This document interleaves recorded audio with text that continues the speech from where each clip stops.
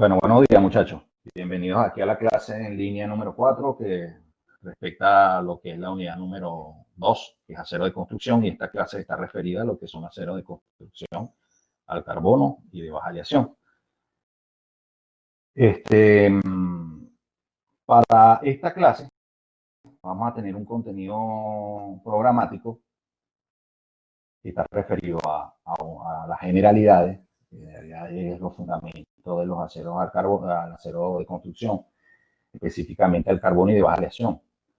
En esos aceros ordinarios al carbono tenemos los aceros ordinarios que se usan en bruto, en forja o laminación. También tendremos las características de esos aceros comerciales que son habitualmente que se consiguen en los mercados regionales, nacionales, la característica de los aceros semiduros y la influencia del contenido de manganeso, de fósforo y del espesor de las piezas en las características mecánicas de los aceros al carbono normalizado. Por último, tenemos un bloque que es la clasificación de los aceros al carbono de baja aleación. La evolución del hombre estuvo referida a los materiales que se pudieron conseguir alrededor de su hábitat. Pues. La evolución del hombre estuvo referida a cómo ellos trabajaban esos minerales. Pues, por tanto, que pasaban de una edad de piedra a una edad de bronce, porque descubrieron que ciertos elementos que se estaban en la corteza terrestre se podían trabajar, y al trabajarlo adquirían unas dimensiones, unas formas totalmente diferentes, y eso solo si aplicaban una fuerza. Entonces eso generaba conocimiento, generaba inteligencia, y por ende iban avanzando en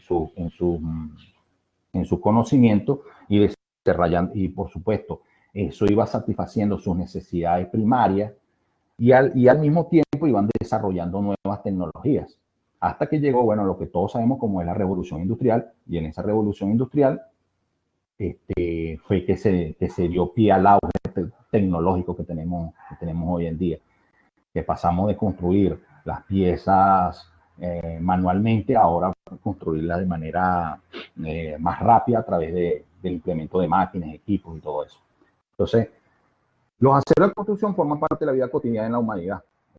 Está en la corteza, está en los materiales de uso cotidiano, está en los equipos de construcción, están en las piezas agrícolas, están en las carcasas de los vehículos, de las maquinarias pesadas, es decir, de las carcasas de los motores eléctricos, de los actuadores, todo eso.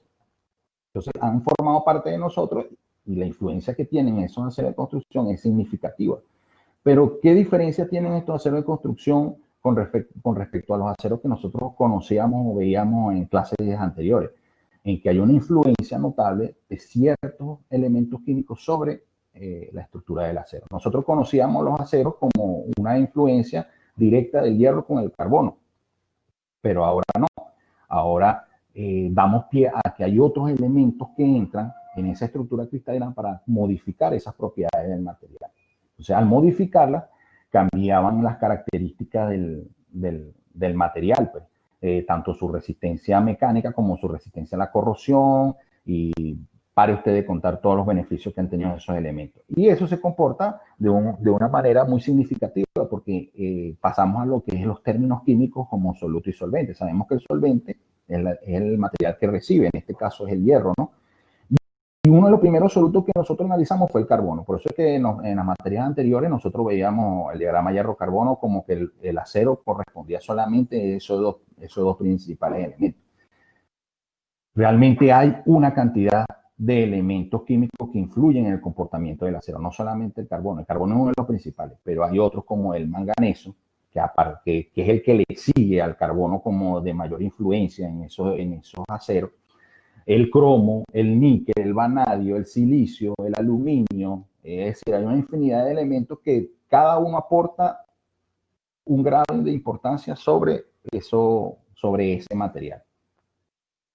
Entonces, poder determinar su influencia es necesario comprender las características de los aceros al carbono y de baja aleación para después analizar la influencia y que puedan tener en cada elemento que se añade y brinda las propiedades especiales en cada una de esas áreas en las cuales se desenvuelven. Claro, cada uno de ellos, de esos solutos, se desempeñan y aportan una característica fundamental. Entonces, no son los mismos. También tenemos que destacar que hay diferentes tipos de solutos. El carbono es el principal y es el único que se comporta como un soluto intersticial. Uno de los pocos, casi que el único. Pero después vienen los solutos sustitucionales, que son todos los elementos que podemos agregar aquí. Hay elementos sustitucionales que son tan pequeños que tienen una semejanza a los solutos intersticiales. Entonces, toda esta influencia vamos a determinarla. Ahora, ¿por qué esos aceros estos aceros de construcción que vamos a ver en esta clase son de alcarbono y de baja aleación? Bueno, porque recordemos que, y lo que estamos comentando, no todos los aceros son hierro, carbono, sino que también hay otros elementos presentes allí. Y esos elementos, si nosotros los aumentamos, van a variar sus propiedades. En este caso, en esta clase, vamos a ver que esos elementos están presentes allí, pero de muy baja cantidad. Entonces, vamos a ver qué significancia tienen, porque sabemos que hay unos aceros que tienen influencia, o unos elementos químicos que tienen influencia sobre el acero, dependiendo de la cantidad. Si son de menor cantidad, ellos se pueden disolver en su gran mayoría en la ferrita. Y si tienen mayor cantidad, se pueden formar carburos. Entonces, hay ciertos elementos que tienden a formar ferrita, a disolverse en la ferrita, y otros que tienen afinidad de formar carburos. Entonces, bueno, esa es la importancia que tienen esos aceros. Entonces, aquí vamos a destacar la influencia que en menores cantidades que tienen esos elementos químicos sobre el acero. ¿Y cuáles son esos materiales que se utilizan en los aceros de construcción más cotidianos? Por ejemplo, los materiales que se utilizan en las estructuras base de los ferrocarriles, en los ejes de transmisión de los ferrocarriles, en los ejes de transmisión de los vehículos, en los materiales que soportan las cargas en la excavadora, retroexcavadora, las maquinarias agrícolas, por ejemplo, los equipos agrícolas que a veces tenemos en nuestra casa, como el pico, la pala, el rastrillo. Estos son materiales que son de construcción, pero que tienen bajo contenido de carbono y de elementos aliantes, porque solamente satisfacen ciertas necesidades y no van a estar sometidas a esfuerzos tan bruscos, tan rígidos, como deberían estar sometidos a otro tipo de elementos, las cuales entonces requieren que tengan mayor contenido de elementos aliantes. Entonces, en esta primera parte vamos a tener una referencia, es como que si estuviéramos hablando de aceros al carbono, pero enfocado en los elementos que se utilizan para la construcción. La historia nos dice que a principios del siglo XIX habían dos tipos de materiales o dos tipos de acero, que era el hierro dulce, que era de bajo porcentaje de carbono, que eran que se fabricaban las grandes maquinarias en ese tiempo, por ejemplo, las cortezas las carcasas, sigo con las cortezas, las carcasas de por ejemplo, las máquinas del torno, fresadora, que son materiales que tienen que tener alta resistencia para evitar los golpes que puedan tener al momento de un trabajo, ¿sí? Pero que realmente esa resistencia no debe ser tan elevada. Más bien la influencia la tienen el equipo que conforma el proceso de conformado, que en este caso es el husillo, la máquina de herramienta o la herramienta de corte. Y hay otro tipo de aceros, que eran los aceros que tenían mayor porcentaje de carbono, que se destacaban entre 0,8 y 1,5% de carbono, que se utilizaba, por supuesto, en la fabricación de armas y herramientas. En este caso, como dije, bueno, ahí la influencia es del carbono como átomo intersticial, entra a la estructura del solvente y allí pues le da resistencia al material. Entonces, en los aceros de construcción es lo que vemos aquí. Los aceros que pueden tener, por ejemplo, la estructura de los puentes grúa, puede tener las carcasas de la retroexcavadora, pero específicamente cuando hablamos de las palas de la retroexcavadora, o por ejemplo, las partes, o por ejemplo, lo que es la transmisión sincrónica de un vehículo, pues. Es decir, no es la transmisión, no es el sistema mecánico como tal, sino lo que protege el sistema mecánico, que son las carcasas. Como las carcasas de los motores también están influenciadas por ese acero de construcción. Empezamos con un subtipo que es los aceros ordinarios al carbono. Dentro de esos aceros ordinarios hay dos grupos. Un grupo que son los aceros ordinarios que se usan en bruta, en forja o laminación. Cuando se dice forja o laminación, muchachos, son aceros que provienen de un proceso de fundición. Es decir, que es la materia prima para ese proceso conformado. Después del proceso conformado, el material, el acero en este caso, sufre una modificación en sus propiedades mecánicas y todos lo sabemos. Recordemos que hay tres tipos principales de endurecimiento. En este caso, cuando estamos hablando de los aceros especiales y la influencia que tienen los elementos aliantes sobre la estructura del hierro, estamos hablando de un endurecimiento por solución, pero también hay un endurecimiento por deformación. Entonces, cuando sucede el proceso de forja o laminación, hay un endurecimiento por deformación y eso lo hemos discutido, lo sabemos debido a la gráfica esfuerzo-deformación. A medida que se va incrementando la deformación, principalmente la elástica, hay un aumento de ese esfuerzo, es decir, que el material se va endureciendo a la medida que se va deformando elásticamente, hasta que obviamente pasa el esfuerzo de influencia, el material cede, se deforma, adquiere otro volumen, y entonces, pero por ende también adquiere una resistencia, que es el endurecimiento por deformación. Entonces, cuando hablamos que materiales en bruto que se usan en forja o en laminación, son esos materiales que se utilizan en colada, que lo único endurecimiento que va a tener es el endurecimiento por solución, y que va a ser poco. Solamente va a tener prioridad el átomo de carbono sobre la estructura del solvente, porque no hay presencia o mínima presencia de esos elementos aliantes allí. Entonces, quiero que no confundamos el término de forja o laminación con el término de endurecimiento por deformación, sino que es antes de esos procesos de conformado. ¿Y qué materiales se pueden utilizar allí? Bueno, los rieles, los ferrocarriles, las estructuras, gran parte de la estructura de los ferrocarriles, los ejes de los vehículos, o el chasis de esos vehículos, la estructura, por ejemplo, vemos aquí la estructura de los materiales de construcción, las vigas en H, la viga I, es decir, todos esos materiales que tienen que tener influencia y que su resistencia es moderada, la resistencia que va a soportar esos materiales.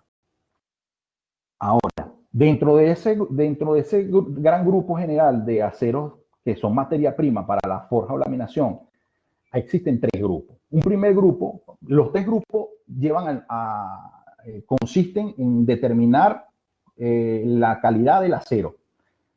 Cada uno de estos grupos es la forma como se lleva la calidad de ese acero. Y este es desde un punto de vista, un punto siderúrgico. Hay tres grupos. El primer grupo es el convertidor Bessemer, que es un convertidor en la cual lo que hace es transformar el arrabio en acero. ¿Y cómo es eso? A través de la influencia de un área que se suministra al baño metálico. Entonces, las propiedades que pueda tener ese acero, obviamente, si estamos hablando del acero al carbono, la influencia del aire que está entrando al baño metálico va a ser descarburizar el baño metálico, porque una de las características de ese arrabio es que tiene alto porcentaje de carbono. Entonces hay que disminuirlo, porque recuerden que a mayor dureza, mayor fragilidad pueda tener el acero. Entonces, ese aire se va a combinar haciendo la descarburización y va a disminuir los porcentajes de carbono. Entonces, bueno, fíjense aquí que la resistencia, a la medida que va aumentando los porcentajes de carbono, aumenta la resistencia del material y el alargamiento disminuye. El alargamiento tiene relevancia en lo que es la deformación plástica del material. Entonces, fíjense que, como les dije al principio, el manganeso cumple una función primordial y es el segundo elemento en importancia después del carbono. Y este elemento ejerce una resistencia en el material. Entonces, a medida que va aumentando ese porcentaje de carbono y que a su vez aumenta el porcentaje de manganeso, que es un átomo sustitucional que tiene un diámetro atómico muy parecido al del hierro, es decir, se ubica en los mismos espacios del hierro en la estructura del solvente, entonces aumenta considerablemente la resistencia del material. Entonces, en esa resistencia, en ese aumento, obviamente hay algo que es inversamente proporcional, que es el alargamiento. El alargamiento disminuye a razón de la deformación plástica que va disminuyendo.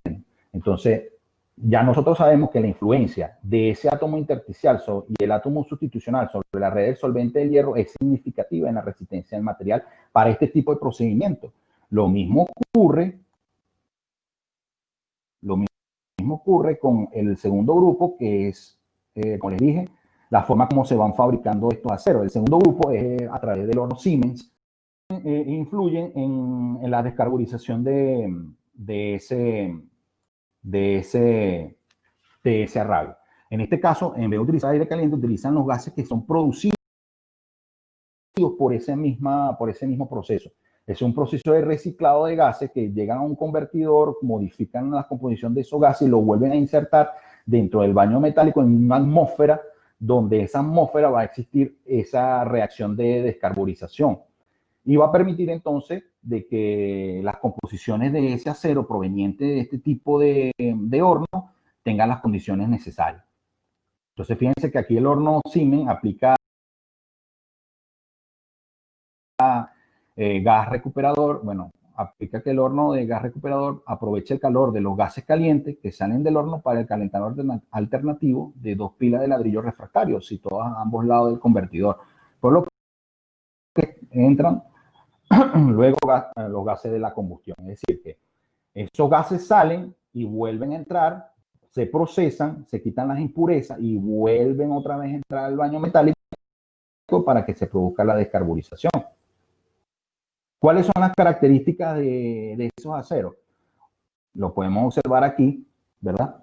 Que a medida que aumenta los porcentajes de carbono, como vemos aquí, y el porcentaje de molibdeno, de manganeso, perdón, aumenta la resistencia. Fíjense que aquí ya estamos hablando de un tratamiento térmico como el normalizado y el recocido, pero vamos a enfocarnos en el normalizado, que como su palabra lo dice, el acero está en las condiciones normales, pues.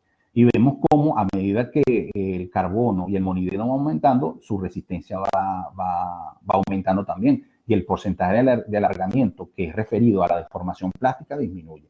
Entonces, cabe destacar que la influencia de esos elementos aliantes sobre la estructura del solvente es significativa, es muy significativa. Por último, tenemos el tercer grupo, que es el producido por un horno característico de mayor importancia, mayor influencia a nivel siderúrgico, que es el horno de arco eléctrico. Sabemos que en este horno utiliza tanto arrabio, que es materia, producto final del alto horno, como de la chatarra. Principalmente la materia prima que utiliza el horno de arco eléctrico es la chatarra. Entonces, allí lo que va a ocurrir es que por conductividad eléctrica presenten estos 3 electrodos que son de carbono, al chocar con la chatarra, que es material metálico y por ende conductor eléctrico, se genera un cortocircuito. Ese cortocircuito, esa energía eléctrica se transforma en una energía vibracional y potencial cinética, es decir, se transforma en una temperatura que produce el proceso de fusión de esa chatarra en un baño líquido. Y bueno, posteriormente se le va agregando oxígeno se le inyecta oxígeno para el proceso de descarburización de ese acero. ¿Cuáles son las características de ese acero? La misma característica que tienen los dos grupos anteriores con el convertidor Bessemer y el horno Siemens.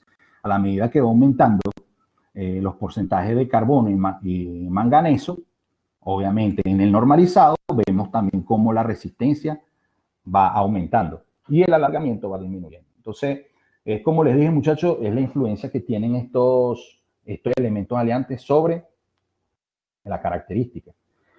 Ahora, ¿cuál es la influencia del segundo grupo en los aceros ordinarios que se usan en bruto para forja o laminación? El primer grupo, si nosotros analizamos, se basa en el proceso de fabricación. Nosotros fabricamos y obteníamos unas características de ese material. Ahora aquí es las características mecánicas de ese material que la conforman en el segundo grupo. Esas características las podemos asociar, ¿sí?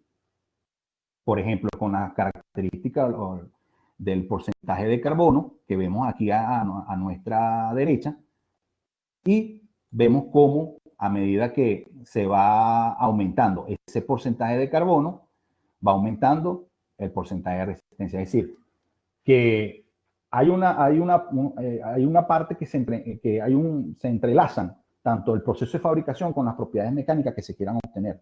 Obviamente, el proceso de fabricación consiste en cómo podemos nosotros fabricar un material a partir de ciertos procesos químicos y mecánicos, y posteriormente el resultado que vamos a obtener va a ser las características mecánicas de esas piezas que vamos a obtener. Por supuesto, la influencia del proceso de fabricación, que es un parámetro, con el parámetro de contenido de elementos maleantes, influyen positivamente en las propiedades metalúrgicas y específicamente en las propiedades mecánicas del material. Entonces dicen primero, segundo y tercer alargamiento, lo que quiere decir es que hay un proceso de deformación. Recuerde que en el proceso de conformado pasa por diferentes etapas. Las etapas no suceden de un paso a otro inmediatamente. Es decir, que tú tienes un lingote o una palanquilla y tú vas a aplicar laminación. La laminación no ocurre en un mismo instante. La laminación ocurre a través de varias etapas en las cuales la presión de los rodillos ejercen una fuerza sobre esa palanquilla y la van deformando poco a poco. Bueno, entonces estos son los pasos para el alargamiento. Y nosotros podemos observar cómo ese alargamiento va disminuyendo. ¿Y eso a razón de qué? De que hay un proceso de deformación plástica. Y ese proceso de deformación plástica hace que se incremente la resistencia del material. O sea, al incrementarse la resistencia del material producto del endurecimiento por deformación, entonces ocurre esta disminución en el alargamiento. Okay. Entonces ahora vamos con las características de los aceros comerciales, que son los aceros que nosotros nos podemos conseguir en las principales tiendas comerciales, ferreterías, ¿sí? Y obviamente, son materiales que tienen bajo contenido de carbono, que son menores a 0.25, y que por su característica, su temple no es eficiente. ¿Por qué no es eficiente? Porque no tiene el porcentaje de carbono para que se forme la martencita, ¿sí?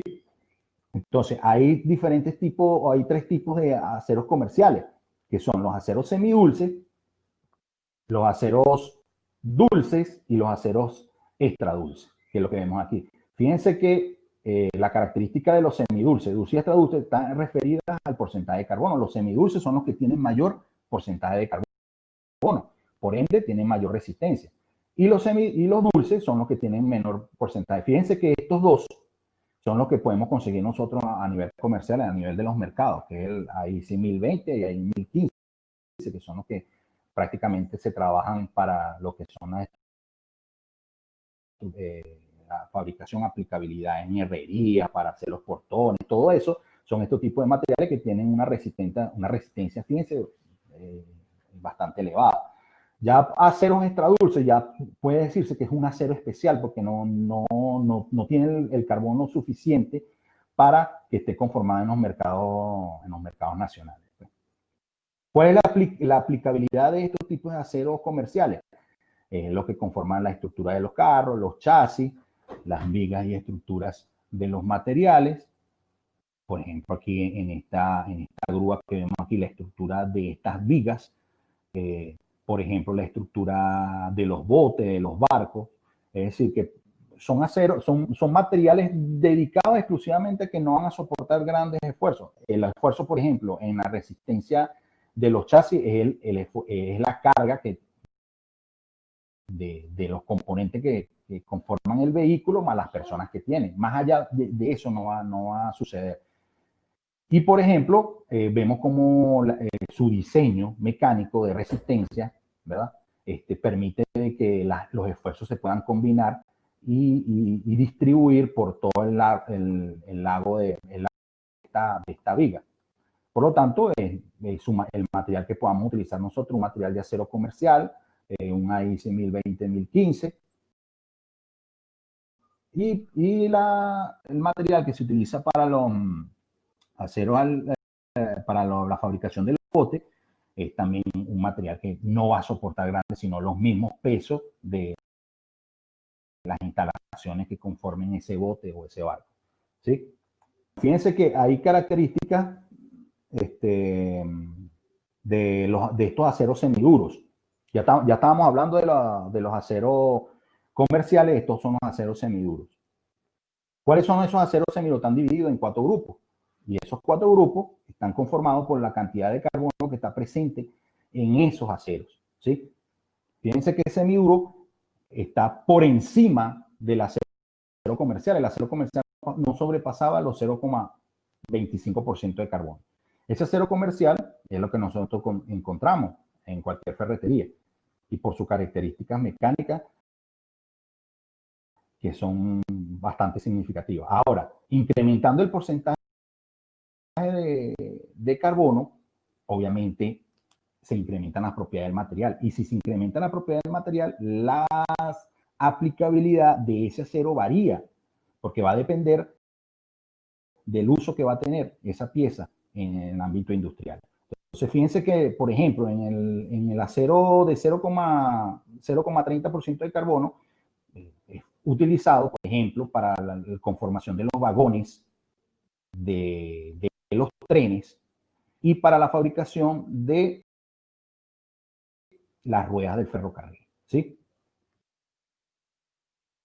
Cosa muy diferente al 0,40, que es la que soporta los ejes de los ferrocarriles, que es donde va a estar toda la carga de la pieza en estos ejes y de aquí se transfieren a la rueda. Entonces, por ende, mayor resistencia tiene que tener esto, así como también mayor resistencia pueden tener los cables, las guayas, ¿sí? Conocidas popularmente como las guayas, esas características que son materiales semiduros, porque tienen que soportar grandes esfuerzos o a presiones estáticas, vamos a decirlo así, estáticas en su mayoría y cargas dinámicas también pueden soportar. Los otros 2 grupos son los aceros 0,50 y 0,60. Los 0,50, mayor porcentaje de carbono, mayor resistencia. Mayor característica va a tener la aplicabilidad que va a tener, es decir, la fuerza, la resistencia que va a tener, por ejemplo, las estructuras de la excavadora o la retroexcavadora para soportar esas cargas que son sometidas cuando se extrae algún mineral, alguna materia del suelo. Entonces tienen que soportar no solamente las cargas ejercidas, las fuerzas de roce, las fuerzas de contacto, sino también el peso que tiene, tanto del mismo material, es decir, del mismo equipo, de la misma instalación, como el material que va a tener dentro de la pala. Y 0,60 mayor resistencia, materiales de agricultura, que tienen que soportar mayores esfuerzos, y los materiales que, por ejemplo, tienen las palas, que son las que sufren esas características. Fíjense que aquí hay, si nosotros podemos observar 0,50 y 0,60, en el 0,60 son las que tienen el contacto con el mineral, igual que con los materiales agrícolas, con los equipos agrícolas.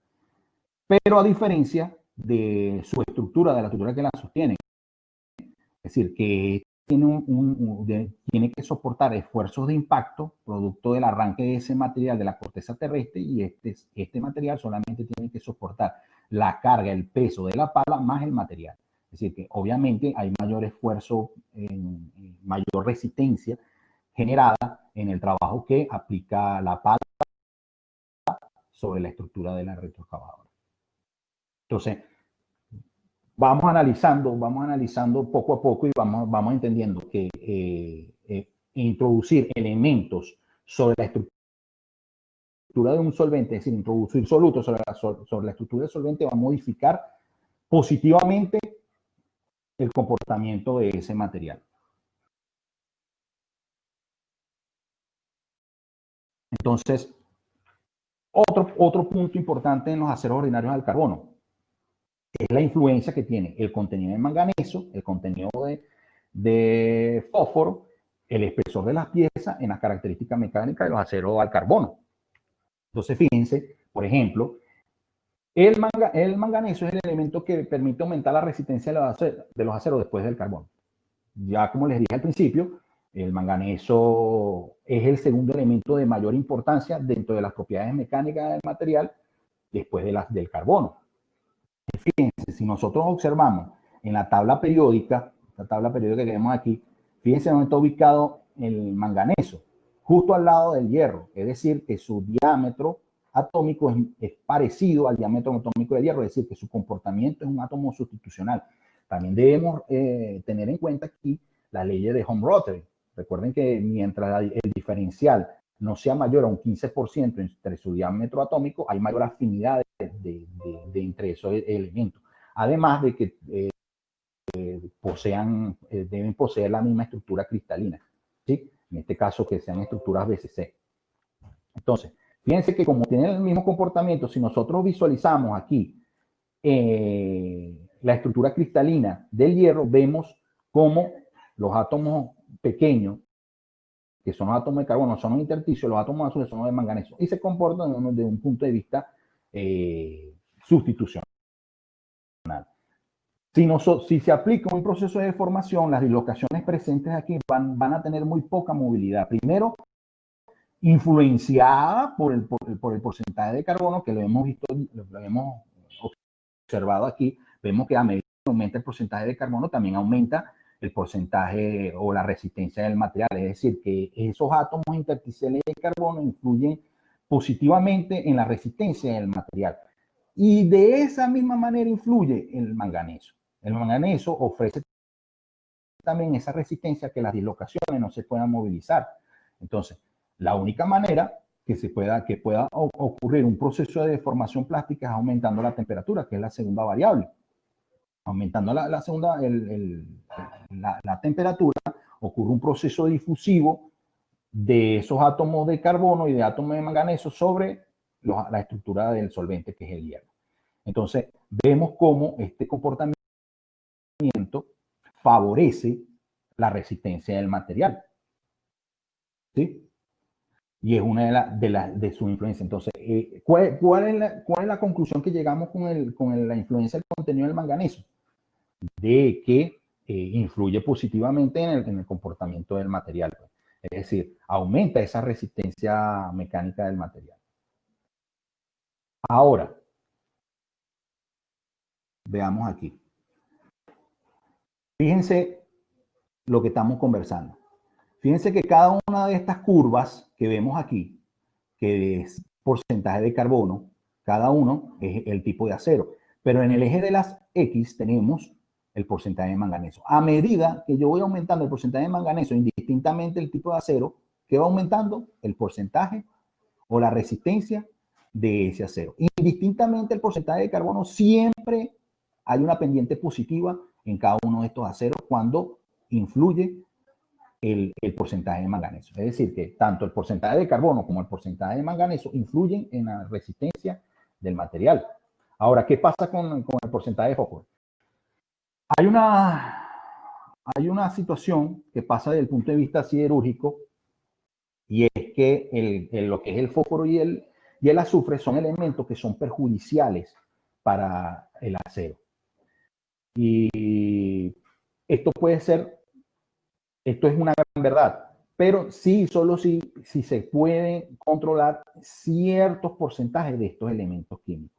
Por ejemplo, en el porcentaje del fósforo, el fósforo es un porcentaje, es un elemento en el cual tiende a disolverse. Cuando es en cantidades muy pequeñas, tiende a disolverse. Siempre, todo su contenido tiende a disolverse en la ferrita. Entonces se va a comportar, como lo vemos aquí, aunado a que si nosotros observamos el fósforo tiene un diámetro, un número atómico 15, que es muy parecido al del carbono, o casi relacionado al carbono, es decir, que tiene un diámetro un poco mayor al diámetro del carbono. Como este elemento fósforo tiende a disolverse en la ferrita, entonces fíjense que se comporta como un átomo sustitucional, pero a su vez puede generar que se unan en estos espacios carbono, haciendo entonces que aumente la resistencia. Pero eso es sí, solo sí hay porcentaje de pequeños de ese elemento. Hay una característica que también debemos conocer con respecto a otra propiedad que poseen los aceros, que es la resistencia a la corrosión. Mientras mayor contenido, mientras mayor resistencia tenga un acero, mayor resistencia va a tener a la corrosión. Entonces, también influye ese porcentaje mínimo de fósforo, influye positivamente en la resistencia a la corrosión. Esto lo podemos visualizar. Fíjense aquí en esta gráfica cómo estos dos elementos que estamos discutiendo, la influencia que tienen estos dos elementos sobre la resistencia, o sobre vamos a decirlo, la resistencia de ese material, reflejada por la dureza Brinell. Fíjense que estos dos elementos, tanto el fósforo como el manganeso, son los que tienen mayor dureza sobre el contenido sobre la estructura del hierro, ¿sí? Entonces, mientras menor porcentaje tenga, mayor porcentaje de dureza va a tener. Es decir, que al aumentar aquí, al aumentar, por ejemplo, en el fósforo, su porcentaje, fíjense que no excede, para esta gráfica, no excede del 2%, aumenta su dureza. Y en el manganeso, fíjense que al aumentar hasta el 6%, aumenta su dureza. Es decir, que ambos elementos aumentan, pero en especial el fósforo aumenta. Sí, solo si, vuelvo y repito, su contenido es en menores cantidades. Aquí lo podemos ver, fíjense, dice la influencia del espesor de la pieza en la resistencia del acero de las barras, en la resistencia del centro de las barras del acero en bruto de forja o laminación. Entonces, fíjense aquí que vemos cómo son estas líneas que son los porcentajes de carbono. En este caso, estamos hablando del espesor de las piezas. Aquí tiene que ver mucho la influencia que tiene la transferencia de calor o lo que se llama la conductividad térmica del material. Si el material tiene mayor masa, mayor tiempo va a ser la conductividad de ese material y por ende su resistencia va a disminuir. Hay que recordar que cuando aumenta la temperatura puede haber cambios en su estructura, en la morfología, en las fases presentes y por ende si ocurre cambios en esas dos consideraciones pueden haber modificaciones en las propiedades del material. Entonces, vemos que si nosotros aumentamos el diámetro de esa barra, por ejemplo, de acero, ¿qué va a pasar con la resistencia? La resistencia va a disminuir porque hay mayor masa, la conductividad térmica se hace muchísimo más lenta y hay más posibilidad de que ocurra transformaciones, tanto de fase como cambios morfológicos. Es decir, el tamaño de grano de las piezas. Y al cambiar el tamaño de grano, ya nosotros sabemos que hay un cambio en el material. Es decir, en conclusión, podemos decir que las piezas de menor tamaño tienen mayor resistencia indistintamente en los porcentajes de carbono que pueda poseer ese acero. Entonces, vemos que el contenido de manganeso, en conclusión en esta parte, podemos ver que el contenido de manganeso influye positivamente en la resistencia del material. Segundo, porcentajes pequeños de fósforo ayudan a fomentar también la resistencia del material y que espesores muy pequeños de piezas pueden ayudar entonces también a fomentar la resistencia del material. Aquí podemos ver en esta tabla las características mecánicas o la composición de algunos elementos que son utilizados en este tipo de aceros al carbono de baja aleación. En este caso lo que se utilizan son los de la serie 4000 y la serie 5000, ¿sí? Que son los más utilizados, que son los envases a molibdeno y los envases a cromo, ¿sí? Aquí podemos ver nosotros el porcentaje de los elementos aleantes, cómo influyen en ese comportamiento del material. Hay una cosa importante con respecto al manganeso. El manganeso, bajo ciertas cantidades, puede precipitar como un carburo. Y a veces se busca también, aparte de que apoye la resistencia del material, es decir, aumente la resistencia del material, apoya al carbono para aumentar esa resistencia, también se busca de que pueda formar un sulfuro, y ese sulfuro permite entonces una mayor maleabilidad de ese material. ¿Qué quiere decir esto? Cuando hay presencia de azufre en el hierro, ese azufre tiene mucha afinidad con ese hierro, formando el sulfuro de hierro. Ese sulfuro de hierro es perjudicial, y ese es el punto de vista siderúrgico que se toma y en la cual se basa la parte siderúrgica, que es la de no sobrepasarse en los contenidos de estos elementos. Entonces, cuando está la presencia de este azufre, va a tener esa afinidad con el hierro y va a formar ese sulfuro de hierro. Ahí es donde entra en juego el porcentaje de manganeso. El manganeso también tiene esa afinidad con el sulfuro y forma entonces, rompe los enlaces del sulfuro de hierro, y ese azufre se une con el manganeso para formar sulfuro de manganeso. Ese sulfuro de manganeso ayuda y facilita la deformación plástica en el proceso de conformalidad del acero, cuando se habla de forja o laminación. Entonces, una parte de esa bondad aparte de esa bondad que tiene para aumentar la resistencia del material, también tiene esa bondad de disminuir drásticamente el sulfuro de hierro, que es perjudicial, porque si está presente en el acero, se va a convertir en un concentrador de tensiones y por lo tanto va a ocurrir la fractura inminente de ese material. Es decir, el material se fragiliza en presencia de esos sulfuros. Pero el sulfuro de manganeso, al contrario, ayuda y fomenta el proceso, no en este caso de la resistencia, sino que al contrario fomenta el proceso de deformación plástica del material, siempre y cuando esos sulfuros se encuentren en la misma dirección donde se aplica la deformación plástica del material, es decir, la misma dirección de la deformación. Porque si no se encuentran en la misma dirección de la deformación, entonces va a producir un estancamiento, es decir, una resistencia del material. Y por ende, va a ocurrir concentradores de tensiones porque los cambios van a ser muy bruscos y posiblemente una fractura del material cuando esté en uso a nivel industrial. Aceros, clasificación de los aceros al carbono de baja aleación. Fíjense que primero hablamos de aceros al carbono, de la clasificación de los aceros al carbono. Ahora estamos hablando de aceros al carbono, pero con un porcentaje pequeño de elementos aleantes. ¿Sí? Entonces, aquí podemos ver que uno de los primeros es los aceros especiales de baja aleación y de alto límite elástico. ¿Qué significa ese alto límite elástico? Es un interrogante que hay que hacer. Sabemos que lo elástico, si nosotros visualizamos, imaginamos el diagrama de esfuerzo de deformación, vemos que la deformación elástica es todo aquel esfuerzo que se aplica, toda esa fuerza que se le aplica a un material. Ese material se deforma, pero cuando se deja de aplicar esa fuerza, el material vuelve a su forma original.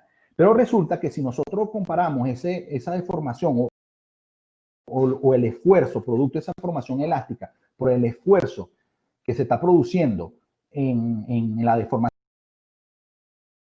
plástica, que ya cuando ya tú aplicas una fuerza y el material ya cambia de volumen, es decir, que la estructura cristalina se vence, las dislocaciones vencen y se pueden desplazar libremente por su estructura cristalina, modificando, como les dije, el volumen. Entonces, hay un diferencial allí de esos esfuerzos. Nosotros observamos que los esfuerzos en la deformación elástica es muy grande comparado con los esfuerzos en la deformación plástica. Y es aquí donde dicen de alto límite elástico, es decir, que hay una resistencia que se opone a la deformación plástica. Entonces, cuando hablamos de alto límite elástico, es decir, que los esfuerzos que están dentro de esa deformación elástica son muy grandes. Es decir, que yo para poder deformar tengo que aumentar la fuerza demasiado grande, es decir, tengo que aumentar un esfuerzo demasiado grande para poder deformar. Por lo tanto, estamos hablando de una cuestión que se llama resistencia. Es decir, hay una resistencia a la deformación porque hay un alto límite elástico. Y eso lo podemos observar aquí en esta tablita. Aceros en bruto de laminación que se utilizan en obras de construcción metálica. Fíjense, esa obra de construcción metálica es uno de los primeros tipos que vamos a ver para la siguiente clase. Fíjense que el porcentaje, fíjense el porcentaje de carbono, pero el porcentaje de manganeso se mantiene y el porcentaje solamente está variando el porcentaje de carbono. Fíjense que al aumentar el porcentaje de carbono, obviamente hay una resistencia, ¿sí? Y una resistencia elástica, es decir, que un alto límite elástico y un alargamiento. Fíjense que estamos hablando de lo mismo. La resistencia, vamos a decir lo que es la resistencia máxima que posee ese acero, y esta es la resistencia, vamos a decirlo, de fluencia. Como que la resistencia que ya es la máxima que tiene, y es así, es la máxima que tiene esa deformación elástica para poder entonces pasar a una deformación plástica. Y fíjense que, obviamente, al aumentar el porcentaje de carbono, aumenta entonces la resistencia, la elasticidad y aumenta y disminuye el alargamiento, que tiene que ver con la deformación plástica. Entonces, fíjense que ese alto límite elástico tiene que ver con los porcentajes, tiene que ver mucho con la influencia que tienen esos elementos aliantes allí. Fíjense que dice aquí, la adición del cobre, manganeso, silicio, níquel, cromo, molibdeno y titanio permiten mejorar las propiedades mecánicas, por lo que no es necesario aplicar tratamiento térmico. Claro, aquí no es necesario. Primero, porque esos elementos aliantes influyen positivamente en la característica mecánica del material. Y cuando hablamos de tratamiento térmico, lo influenciamos directamente en tratamiento de temple, que lo que queremos es endurecer ese material. Entonces ya no es necesario, porque la influencia positiva del endurecimiento por solución es más que suficiente para las mejoras de las propiedades mecánicas de ese material. Ahora,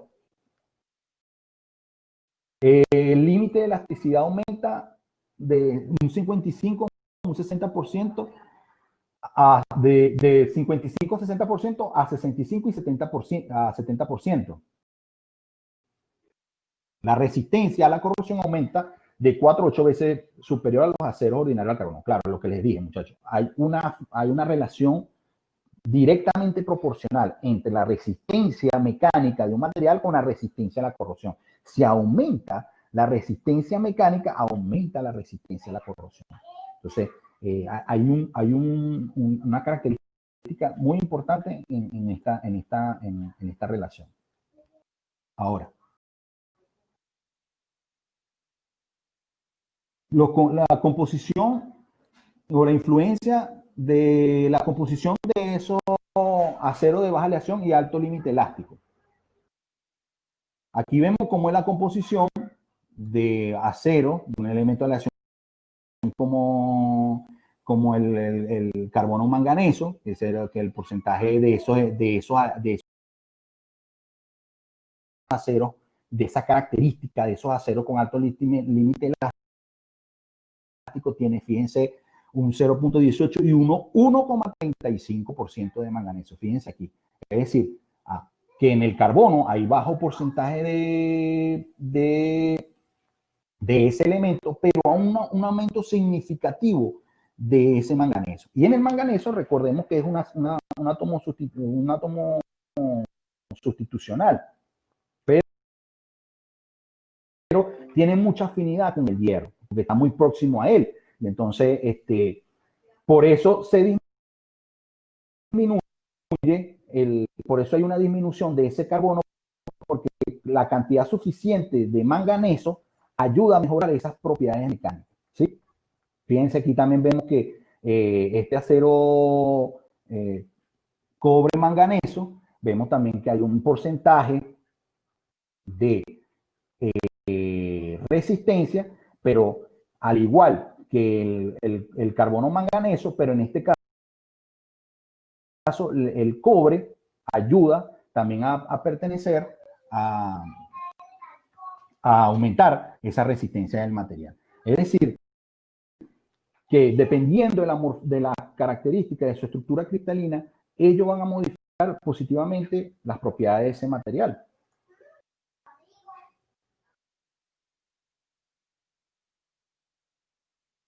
Caso contrario con este grupo que vemos aquí, que son los aceros especiales en fácil mecanización. Cuando hablamos de fácil mecanización es que sean fácil para trabajarlo, por ejemplo, en los toros, en las fresas, en las rectificadoras, es decir, que tengan una resistencia moderada y que nos permita entonces producir los cortes o los esfuerzos de corte sobre esas piezas. Entonces, fíjense que en estos aceros, una de las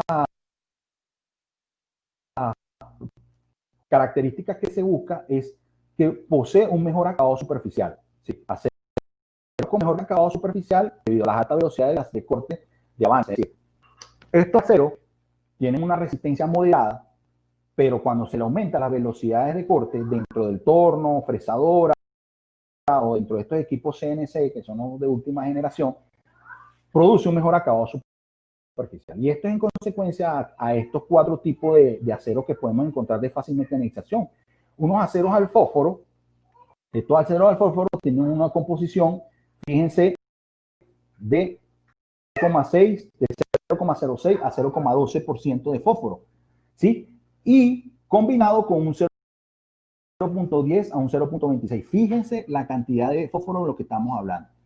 La única manera de que pueda servir para un fácil trabajo en los aceros de construcción es que ese fósforo tenga bajos porcentajes de composición, de soluto sobre el solvente. Esto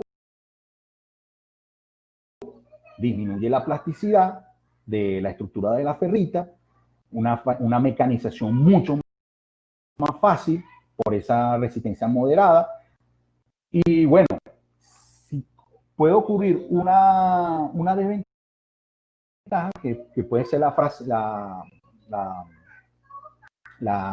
fragilidad. Si no se controla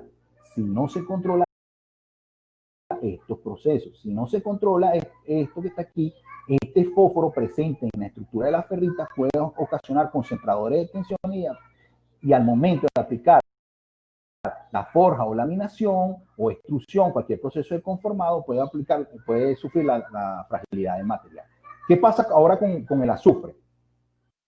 Como lo dijimos, el azufre en ciertas composiciones puede ayudar a lo que es la plasticidad, para la conformabilidad. Y esa la puede ayudar solo si ese azufre está unido con un porcentaje de manganeso, para que se forme el sulfuro de manganeso. Ese sulfuro de manganeso va a ayudar a la plasticidad en el proceso de conformado en caliente, ¿sí? Una de las características que puede poseer este azufre dentro de esa ferrita, dentro de ese hierro, es que deben ser numerosas. Ustedes se acuerdan cuando conversábamos sobre la forma, tamaño y disposición de los elementos solutos sobre el solvente. Bueno, una de las características es que ella debe ser en pequeñas cantidades, pero deben ser bien distribuidas en todo el largo de la estructura cristalina. Tienen que ser bien distribuidas en todo y no formar grupos o inclusiones no metálicas o compuestos intermetálicos que puedan producir esa deformación. Pero una de las principales características es que este azufre combinado con el manganeso, formando el sulfuro de manganeso, ayuda a la plasticidad, a la mecanización de ese material. ¿Qué pasa con el plomo? El acero con plomo. El plomo, si nosotros vemos la tabla periódica, bueno, la vamos a ver ahorita a continuación, el plomo tiene un número atómico demasiado grande, por lo tanto, su diámetro atómico es muy grande. Este elemento por sí no puede estar disuelto en la ferrita, ni puede estar formado, porque es un elemento que no cumple las reglas de home rotary. Por lo tanto, son elementos solos, aislantes, se encuentran solos.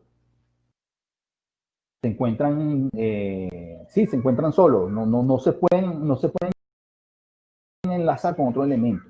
Solo que, fíjense que aquí dice que la fragilización en el conformado en caliente si el contenido de plomo es mayor a 0,50, es decir, que este contenido de plomo tiene que ser menor para que ocurra una buena mecanización de esos materiales. ¿Sí?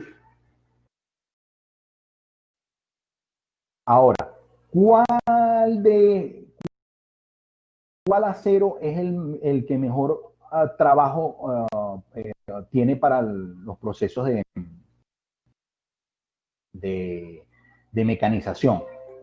Son los aceros al azufre, plomo y telurio. Eso lo vamos a ver en esta gráfica que tenemos aquí. Como ya sabemos, el azufre sí, solo sí se puede combinar con el manganeso para formar los sulfuros de manganeso, pero el plomo, fíjense lo que es el plomo y el telurio, tienen alto número atómico. Por lo tanto, son elementos que tienden a estar solos, no se disuelven en la ferrita y no forman carburo. Y lo podemos ver aquí en esta figura. Fíjense más o menos esquemáticamente los átomos de hierro. Imagínense también un átomo de manganeso aquí que tiene casi la misma geometría atómica del hierro. Los átomos de carbono, el azufre, el telurio y el plomo. ¿Ves? Aquí vemos cómo son de alta dimensión, por lo tanto no pueden cumplir las leyes de Home-Rothery para lo que es la unión entre elementos metálicos. Por lo tanto, estas pocas cantidades de telurio y plomo y azufre pueden ayudar a la mecanización porque, fíjense, puede ofrecer una resistencia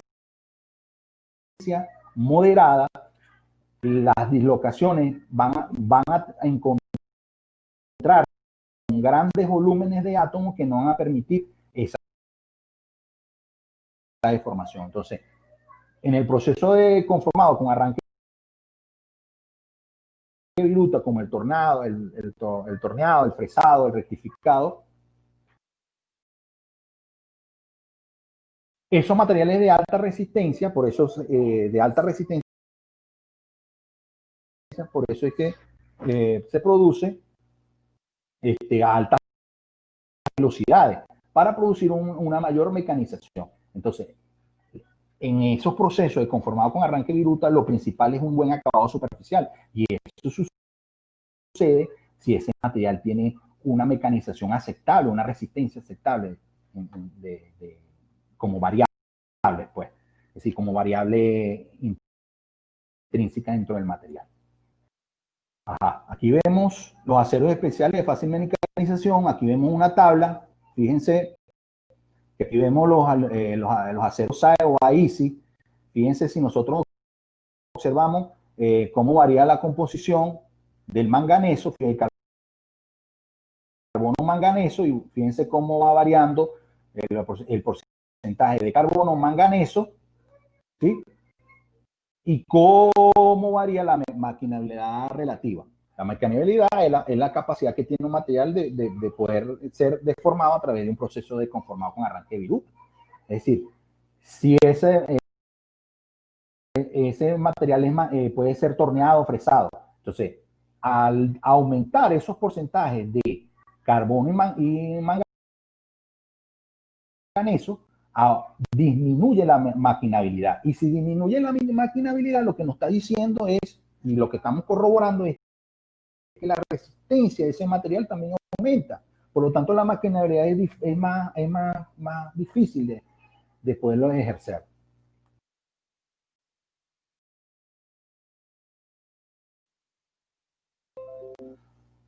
Aquí vamos. Ahora, con el último tema, que son los tratamientos térmicos de los aceros de construcción al carbono y de baja aleación, por supuesto. Y bueno, recordando el diagrama de hierro-carbono, como estamos hablando de acero de acero al carbono y de baja aleación, entonces nuestro diagrama tiende a ser este, porque no hay gran modificación de las reacciones presentes allí. Bueno, nosotros ya conocemos cuál es la temperatura crítica superior, cuál es la temperatura crítica inferior, cuál es la temperatura crítica superior para los aceros hipereutectoides, que son de gran importancia al momento de realizar los tratamientos térmicos. Aquí vamos a empezar entonces a hablar sobre uno de los principales, que es el de recocido. ¿Cuál es el objetivo del recocido? El recocido lo que busca es ablandar el material, es decir, aumentarle la deformación plástica del material. ¿Sí? Existen cuatro grupos que buscan realizar este proceso, que es el recocido de regeneración, el recocido de ablandamiento, el recocido de contractitud y el recocido globular. Cada uno de estos recocidos influyen y cambian en las propiedades mecánicas del material y tienden en unos a ablandar el material, en otros a eliminar los concentradores de tensiones producto. Por ejemplo, en el recocido de contractitud, recordemos que esto es producto de concentradores de tensiones generados por el trabajo en frío. Es decir, que el acero fue trabajado en frío. Entonces, en frío genera un concentrador de tensiones característicos. Entonces, hay que aplicar un recocido para eliminar esos concentradores de tensión. Los recocidos de ablandamiento que buscan es ablandar, aumentar aún más la deformación plástica del material. Y los recocidos globulares, que lo que busca es cambiar la morfología del carbono o de carburo presente en ese material. Ya nosotros conocemos un principal carburo, que es el carburo, el carburo de hierro, que es la cementita. Entonces nosotros lo que buscamos es con el recocido es cambiar la morfología para aumentar seguidamente. Podemos ver aquí en esta siguiente lámina, que es el normalizado. Y el normalizado lo que busca es estandarizar la morfología y las características de una pieza proveniente de algún proceso, un proceso anterior. ¿Sí? En el normalizado, bueno, como dice la palabra normalizar, vamos a normalizar el material. Si fue un material procesado por deformación plástica a través de laminación, forja, extrusión y trefilado, entonces hay unas características de tamaño de grano, del distanciamiento interlaminar entre la lámina de cementita, lo cual tiene unas características que nosotros queremos modificar y volverlo a un estado normal como al estado antes de ese proceso de conformado. Y entonces es un proceso en el cual se eleva la temperatura y se enfría, y el medio de enfriamiento es al aire, es decir, se saca el material del horno y se deja enfriar al aire del ambiente. ¿Qué es lo que busca? Como podemos observar aquí en esta típica gráfica, vemos que el espaciamiento interlaminar de la lámina de cementitas disminuye, por lo tanto aumenta la resistencia. ¿Qué quiere decir? Que con el normalizado obtenemos mayor resistencia que en el recocido. En el recocido el enfriamiento es dentro del horno. Entonces dentro del horno hay un enfriamiento que es en equilibrio, que le da más chance de que los átomos crezcan y exista mayor área para que las dislocaciones puedan desplazarse libremente y por ende puedan formar deformación plástica, a diferencia del normalizado, donde el distanciamiento entre las láminas de cementita es más corto y por ende mayor resistencia. Eso lo podemos comprobar con esta gráfica que vemos aquí, esta tabla, donde vemos el esfuerzo de fluencia y de tracción. Entonces, fíjense que cuando aumentamos el porcentaje de carbono, la fluencia en el normalizado es muchísimo mayor al recocido. Tanto la resistencia a la fluencia como la resistencia a la tensión. Fíjense que la resistencia, ¿sí?, es inversamente proporcional a la deformación, porque hay una deformación plástica. Entonces, hay mayor deformación plástica en el recocido que en el normalizado. Es decir, que ya no sabemos que la influencia que tiene el medio de enfriamiento, la velocidad de enfriamiento sobre la estructura cristalina es significativa porque ayuda a que las láminas de cementita acorten su distancia y por lo tanto aumente la resistencia de ese material. Ahora venimos con lo que es el temple y revenido. ¿Cuál es la característica que nosotros buscamos en el temple? El temple lo que busca es cambiar las características de ese acero, ¿sí? Con un porcentaje de carbono moderado, suministrarle una temperatura de austenización y después aplicar un enfriamiento violento para que no le dé chance de precipitar en perlitas, sino precipitar en una nueva estructura que es la de martensita.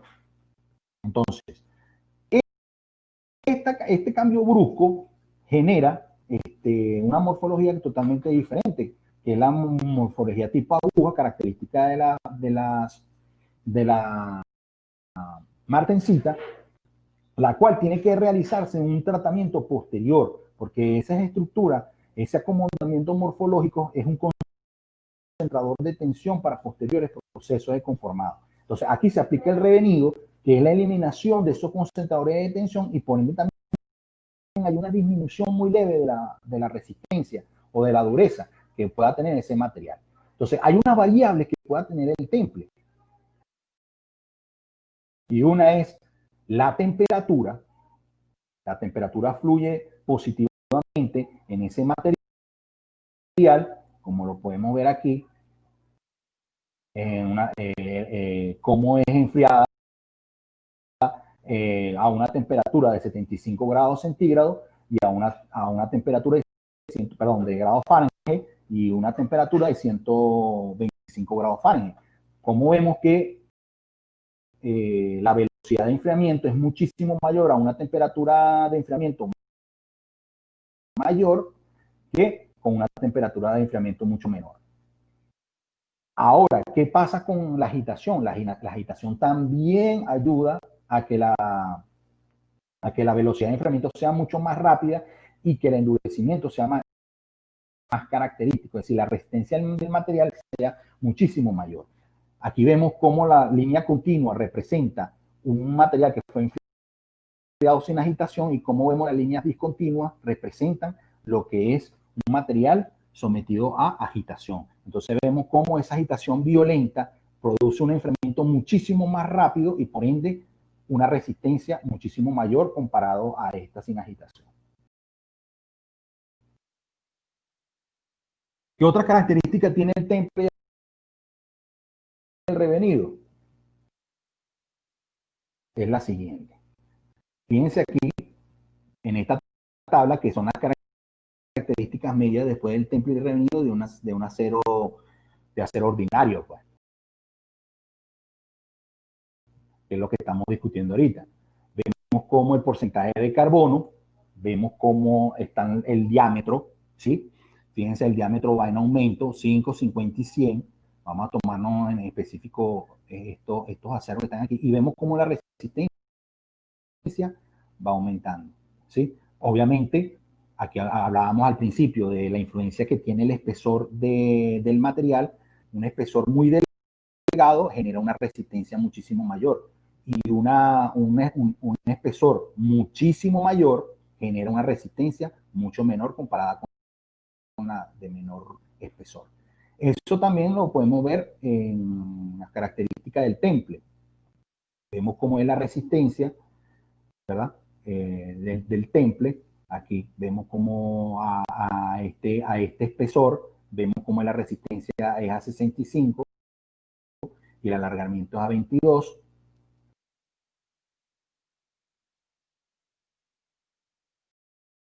Y vemos aquí también cómo es la característica del temple.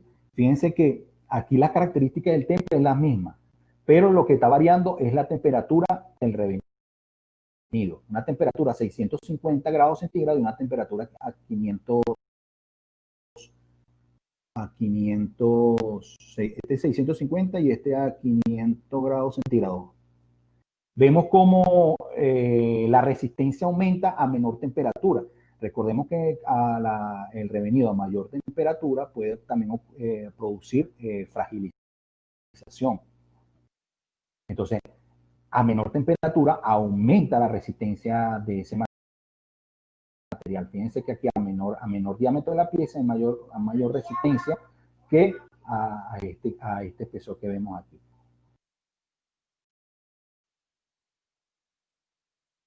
Bueno, muchachos, ya por finalizar, ya casi finalizando, vemos aquí también esta gráfica. La gráfica nos indica que es la influencia del contenido de manganeso y el tamaño de grano en las velocidades críticas de temple. Fíjense que aquí tenemos los aceros comerciales, que es lo que estábamos hablando, que eran aceros con menor a 0.25% de carbono, y este porcentaje de 0.60% de manganeso, y el tamaño de grano. Vemos que el porcentaje de carbono, al aumentar, disminuye la velocidad de enfriamiento y por lo tanto aumenta la resistencia del material. Y aquí vemos los tamaños de grano. Un tamaño de grano muchísimo mayor disminuye la resistencia del material.